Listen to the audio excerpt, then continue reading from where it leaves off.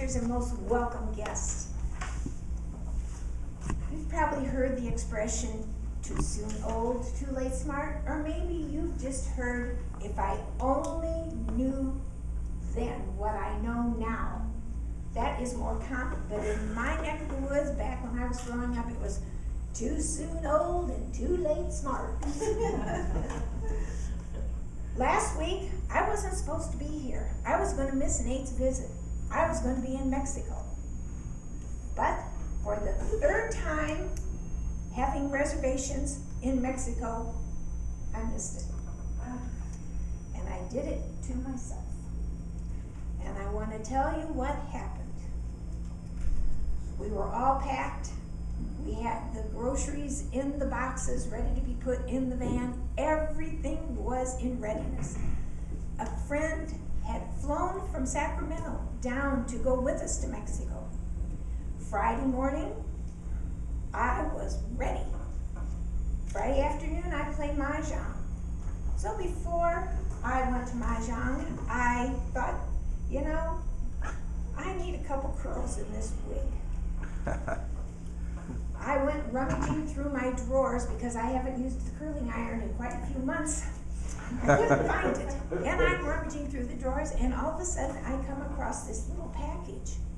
And I thought, what the heck is this? I opened it up. It was a Christmas present from my children. Medical marijuana.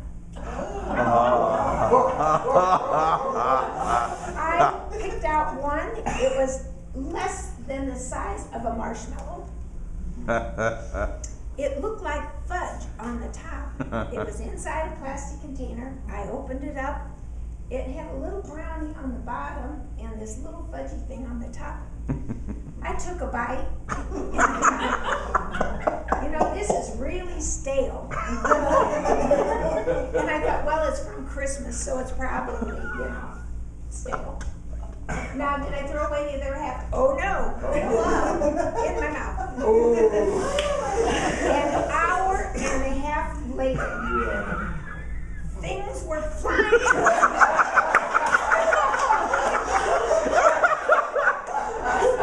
All I could do was down on the couch because I was so nauseous. I thought, oh, I can't open my eyes.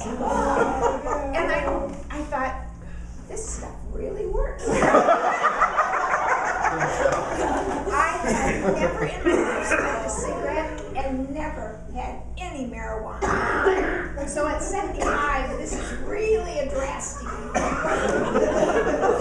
I was so upset with myself, and over in my brain, all I could think of is, oh my gosh, I can't go to Mahjong.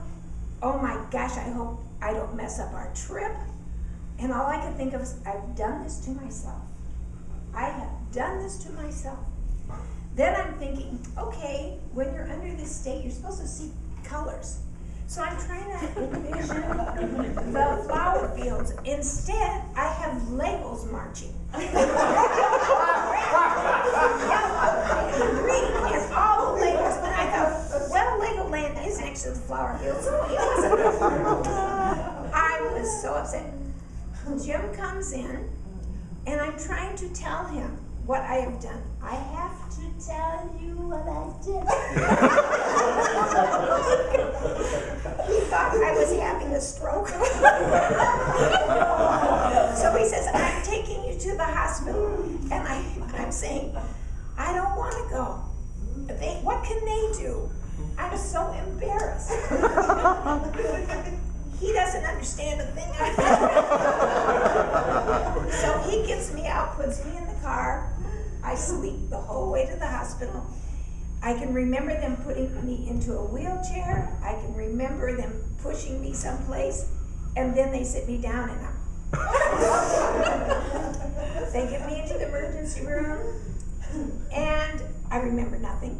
Nothing at all, except constantly they're sliding me off one gurney onto another where they're doing tests, brain scans. You know, they did so many tests that I'm sure I'm going to have to pay for because I'm sure that the insurance is not going to pay for dope. Anyway, they were so upset, and I can remember all these people around. as I'm laying there. And they said, I cannot imagine what's wrong, because I know she's in there, but she's not responsive. Now, inside my brain, I'm yelling, I'm stoned! But it doesn't come out. So they're very, very concerned. Jim, of course, calls all my kids. They all make immediate flight reservations to come out. After 22 hours, the next morning I wake up and I'm lucid. And then when the nurses come in, I tell them what I did. Well, the nurses were hysterical. The doctors, not so much. The doctors were going,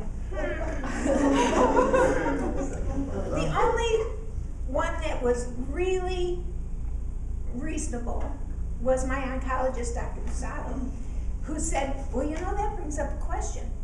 We have an antidote for drug overdose. We have an antidote for alcoholics, or they come in with alcohol poisoning. He said, but we have nothing for marijuana. And I said, you just put them in a corner.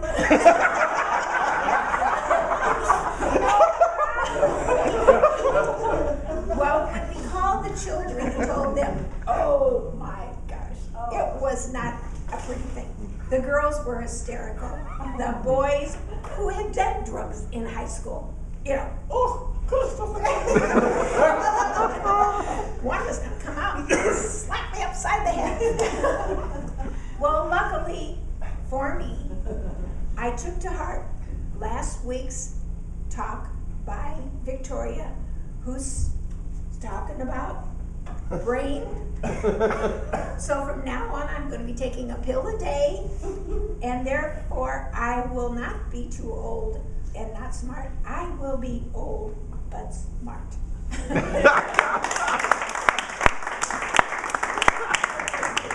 It was definitely humorous.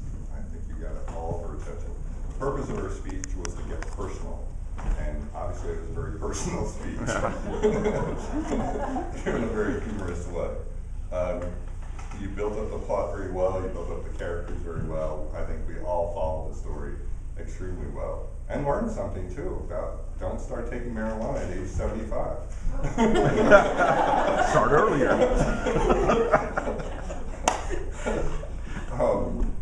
Definitely got us, you know, you built up to the conflict.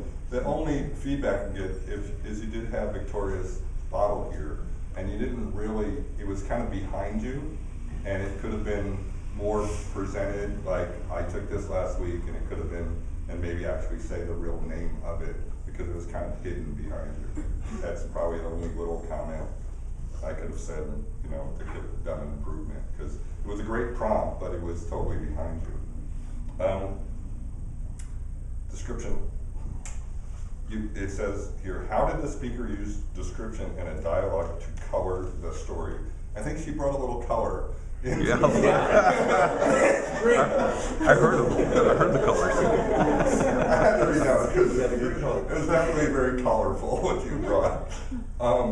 And all the characters and action, and I think the visualization was great. So I appreciate it. Look forward to more speeches. Thank you.